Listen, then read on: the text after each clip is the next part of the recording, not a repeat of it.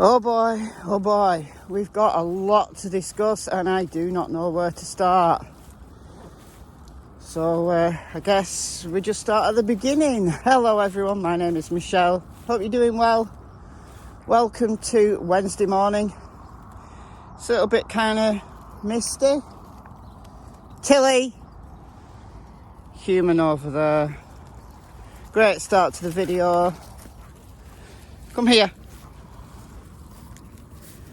Good girl, walk with me.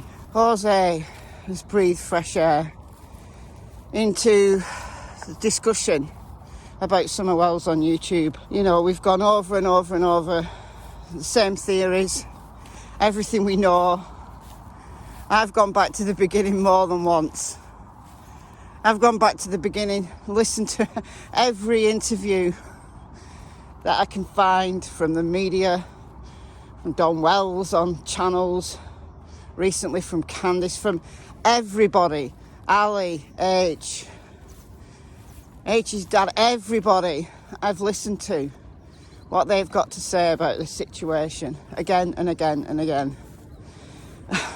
The majority of what I think, of what I learn, what I discount, I don't put on YouTube. Sometimes I've gone over a particular theory or idea again and again and again. And I know that's repetitive, but that's what detectives do. They formulate theories. They find evidence to support it. But they readily discount it if there's evidence to the contrary. You know, the TBI have a working theory that they've told us. They've said there's a very strong possibility that she wandered away and got lost in the woods. That's the words of Leslie Earhart. Jose has breathed fresh air into our discussion here on YouTube. Law enforcement have known what he's had to say for considerable time. The FBI tracked him down. They actually found his son first. And his son rang his dad and said, "Dad, the FBI are here." And Jose had no idea that someone was missing. He spoke to the FBI and then just went back off grid and thought, I've done my bit. I've told them everything I know. And I do believe he has. I do believe he has. But it's given me a whole new perspective. And I hope it's given you a new perspective as well. So before I get into this, I've got two things to say. Firstly, to Jose directly, if you ever listen to this video, thank you. Thank you from the bottom of my heart. Thank you on behalf of everybody who's a complete stranger to summer, but we've become so invested in wanting to know what happened to her and wanting justice for her. We don't know her, you did. You've breathed life into that little girl. You've told us that she was intelligent, not developmentally delayed, as some people said, not non-verbal, but ballsy, opinionated, beautiful, kind-hearted, loving, adventurous, fearless, but sometimes really harshly treated. And thank you so much. Thank you. But secondly, I want to say to everybody, the beginning of yesterday's video, I said that I was sceptical about Jose. Is it the real Jose? Is this some kind of bad actor? And this is not the case. I can 100% say I believe this is Jose. There's no way that anybody could make up the things he has in such detail, with such confidence, answering questions, boom, boom, boom, like that. Taking questions from the audience, answering, boom, boom, boom, like that. Where he doesn't know an answer, he just says he doesn't know. If he's asked, does he know such a person, and he doesn't, he says no. He has no reason to lie. He hasn't seen the family since he left 8 months ago.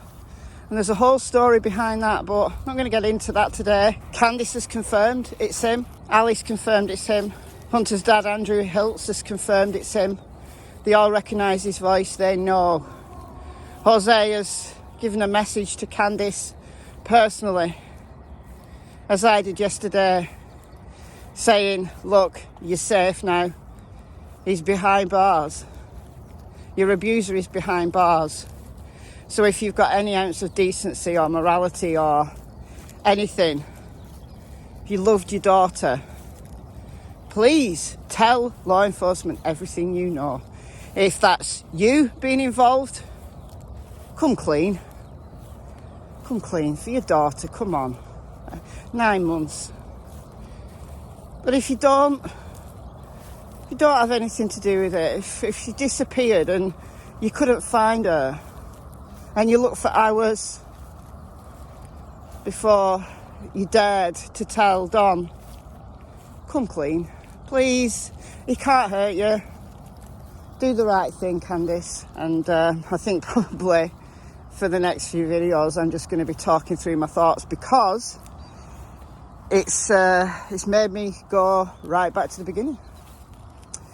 As I've always said, I come at this case with an open mind. I've gone through in detail every possible theory that I thought was viable over the last 9 months. It's probably 8.5 months that I've been making regular videos on Summer. The first time I heard the name Summer Wells and saw a picture was the 16th of June, when the Amber Alert was released to the public. And I just came across that first press conference that Leslie Earhart and Sheriff Ronnie Lawson, Captain Tim Coop did. And it's 9 months, 9 long months. And I've gone through everything in my head, every single thing in my head. Talked about some of those things. Discounted a lot privately. The research I do, you won't believe how many hours I've put in. If I'm talking through my thoughts like I am today, I'm telling you, I'm talking through my thoughts. I'm having to rethink. And I think everybody who is in this case with an open mind needs to do that. Now we've heard from Jose. We've got 5 hours of Jose. I've listened to that twice in full. Some parts I've listened to again and again and again. But then last night, and I haven't got to the end of this because, you know, I'm in the UK. I was ahead of you guys, so I have to sleep. So I'm about, I'd say, 3/4 of the way through Justice for All's new video. Jose rang in, so he's told us a whole lot more. Answered so many questions. Said I've got all the time it takes. Justin said, we don't want to keep you. How long have you got? He said, I've got as long as it takes. But guys, look, I'm not wedded to any one theory. I'm not. People who've pigeonholed me, you know, throughout August, September, October, pigeonholed me in me thinking that all the parents, they sold her, they were renting her out. People pigeonholed me then and didn't think that I had any other theories. I had all the theories. More recently, people have pigeonholed me, even to the point of saying I'm a Wells sympathiser, because of the footprints, because of the scent alerts that we've been aware of since the first week. Again, as I said yesterday, I've got a video on search dogs that I want to do. I'm going to fit in sometime, but my thoughts are all over the place at the moment, so I just want to talk. I just want to talk.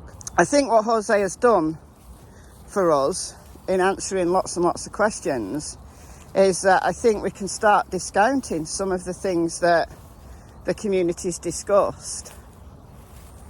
He's been asked about the fridge, the milk jugs, Summer's sleeping habits, and he's answered them. And he said, Summer can sleep anywhere. The fact that she was sleeping on those milk jugs in an awkward position means nothing. She would sleep anywhere. She was so hyperactive. She was like a ping pong ball, he said. But when she went to sleep, she had a complete battery recharge. A bit like Cassie. Cassie, my Springer Spaniel. You know, she's gung-ho, ready to go. She's 100 miles an hour. But once she's asleep, she's asleep. And won't be tired anybody who wakes her up. She's a little grumpy. Because she's either all on, all go, or all sleep. And when Jose was describing what summer was like, I thought, that's Cassie. That's Cassie, just hyperactive, inquisitive, intelligent, wanting to know everything about the world, just like Cassie does. But yet when it's time to sleep, when it's time to recharge your batteries, you do it wholly and completely. And he said, you know, sometimes they did leave her in the truck or the car because she was sleeping, but they left the doors open. She didn't suffocate. Guys, I believe she did not suffocate in the car, in Grandma's truck. The fridge, he said there's no way she could have suffocated in the fridge because there was bullet holes in it. Right, they'd taken the shelves out, they'd stripped it, air got in. Some are like to hide in there, but they've made it safe. No reason why she couldn't have opened the door from the inside. It's not one of those that locks from the outside. She could have got out. If she couldn't got out, she could have screamed and screamed until someone let her out. But she wouldn't have died because there was oxygen in there. It was fresh air getting in. So I think we can discount that. It leaves us still with a lot of possibilities. You know, Jose said that house was dangerous. It is possible that she could have trodden on nails and fallen down the stairs. Now that it would be highly unusual, as I've said in videos, to die after falling downstairs. The main thing he said was that she wandered. She wandered away. She was me when I was 5. She had no fear, even though Don, when she ran off down the driveway, he would carry her back up and spank her and try to put the fear of God into her. And I think that's why he was so adamant that she wouldn't wander off, because he thought, this is just my opinion, but he thought that he had someone under control. He thought he had someone under his control. And maybe when Don was there on the property, maybe she didn't wander off. Maybe she was afraid of a spanking. But if her dad wasn't there, put yourself in a 5-year-old's brain. He wasn't there, so what he doesn't know isn't going to hurt him, right? Right. So maybe when Daddy was at work, she did. Because Candice was not paying attention. So the very real possibility, as Leslie Earhart says, the very real possibility stands that she did wander out. They've had all of this information from Jose from the early days. They've heard all the stories in the early days that we're just hearing now. That, teamed with the little evidence that they've got that has seeped out to us, but they'll have a whole lot more evidence that there were scent alerts out there. Jose has said that, you know, she could be missing half an hour or even an hour. One time, he said they found her behind a house. Now, I want to know which house. He said house. So was that the other shed? It's got like food storage and stuff in there now. It's got a cellar, like a storage cellar. Put a picture of it on screen. Is that the house he was talking about? It's still kind of on the yard technically, but it's as you start going down the hill. Or was it a neighbour's house? Did they have to go to neighbours and ask and say, is Summer on you? Can we check you? Is that what they did? And when she wandered off like that, and Candice hadn't noticed, and then when she does notice, she asks the boys, when was the last time you saw Summer? When did you see Summer? Where did you last see Summer? It was frequent. She did it all the time. Don may not have known. And Candice may have been covering up for the fact Summer did this all the time. And maybe that's why they weren't panicked at first. And Candice maybe had to make up a story that Don has solidified and said, yep, this is the thing that's happened. Candice told him a story. She was telling all sorts of things. She told Ansley Daniel that she was inside and Summer was outside. It was only when Don inserted himself and become the spokesperson, because he didn't want Candice or Grandma speaking. He was the ruler. He ruled them. They were scared of him. And as soon as Don was safely behind bars, they started to speak. What does that say about the control Don had, and about the script that Don wanted out there? Does Don have anything to do with Summer's disappearance, and that's why he's controlled all of this? Perhaps. I don't know. That's something I'm really going to have to work through. Again. Does Candice? I don't know. I'm going to have to work through. And I hope you stay with me. I hope you help me with this. We've got to have an open mind on this now, guys. Because Jose has told us more in a few hours than we've learned in an entire 9 months. And for anybody who wants true justice for Summer, got to listen. Got to listen. He was in that home for 6 months. It was probably not quite 6 months. He knows that family more than anybody, more than the people who've inserted themselves into the case after.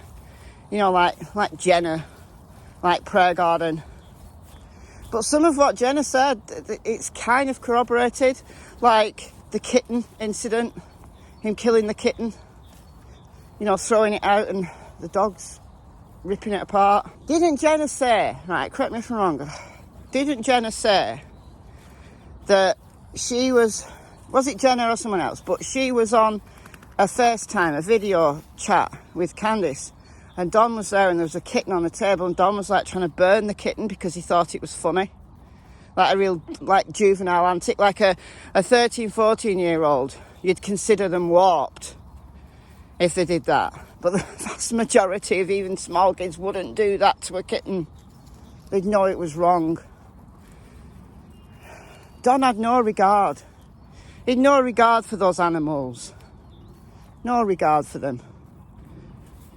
And although I believe he loved his kids, he was an abuser. And that control, those controlling tactics, they make an entire family afraid. They do. They make an entire family afraid. And I bet those animals were afraid as well. I don't know, guys. Maybe someone did hurt her. Maybe something happened they covered up. Or maybe she wandered away and someone saw her and someone hurt her. Someone took her away. There's trails all over that mountain. You know, Scott H has told us that in those hollows, once the road that you can drive down, the actual road that's on a map, ends, there's trails continue that you could handle on foot if you were fit. Or you could get up there with four-wheeler or a horse even. I don't know how steep it is near the top. Like Rivy, over there, you can't see it for the trees now. Rivington Pike. It's kind of steep. And it goes up fairly consistently. And then when you get right to the top, to the peak, to the pike, as we call it, it's really steep. Do you know what I'll do? I don't know whether I'm fit enough because I've got long COVID, but I'll take you up the pike one day. You know, I bet the majority of you have switched off and said Michelle's just rambling. Oh, Cassie had a nice birthday, by the way. Thank you so much for all the well wishes for Cassie. Happy birthdays. Yeah, just bear with me while I formulate my thoughts. Don. I knew he was controlling. I made videos. Just a day before Jose spoke out, I made a video talking about the reasons why I thought Don was a master of coercive control. Candice has her faults. Candice is manipulative and God knows what. And Candice is capable of things that are horrible. But two things can exist at the same time. You can have somebody who does love their kids. And I think that's the case of both Don and Candice. But at the same time, they're capable of great harm to them. Whether it's through neglect or whether it's through direct abuse. Two things can exist at the same time. I think that confuses a lot of people, but it shouldn't. Just think about it. It makes me want to go back to the beginning, watch everything that Don's ever done. Before I sign off, this is something I've been thinking about, right? This is just a working theory. What if, on the afternoon, the 15th of June, things started like they said? So, swimming hole, stores, yada, yada, right? Get home, about 3:20, all that we know. Groceries away. Grandma goes in for a nap. Candice, I don't know, goes in the house. Does stuff. Laundry, even. Just regular stuff. Pop them couple of cactuses. They're not the spiky ones, guys. This is another thing that I want to discount. They didn't plant the spiky ones. They planted the little succulents. That's where the Paw Patrol figures are. That's what they planted. Not spiky ones. Actually, it would have taken like 2 minutes to do that. Right? They made a big deal about it because as part of the script it fills in some time. What if Summer went missing? Candice thought, oh, I'll go and find her in a bit. Didn't think anything of it. I didn't know. Eventually, she said to the boys, where did you last see her? And they said, da-da-da-da-da. And we know she wanders. Does she wander onto neighbours' properties? I bet she does. I bet she's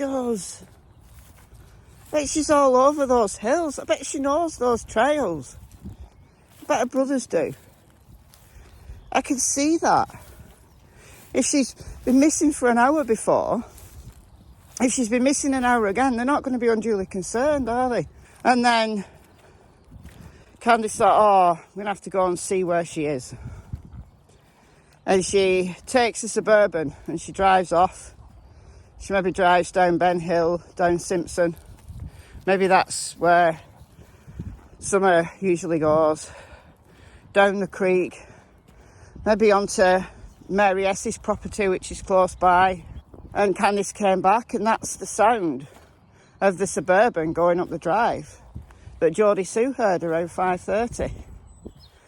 And it was only then, when Candice says she's not there, that they started to panic. And Candice knew she'd been missing for hours, but was too scared to tell Don.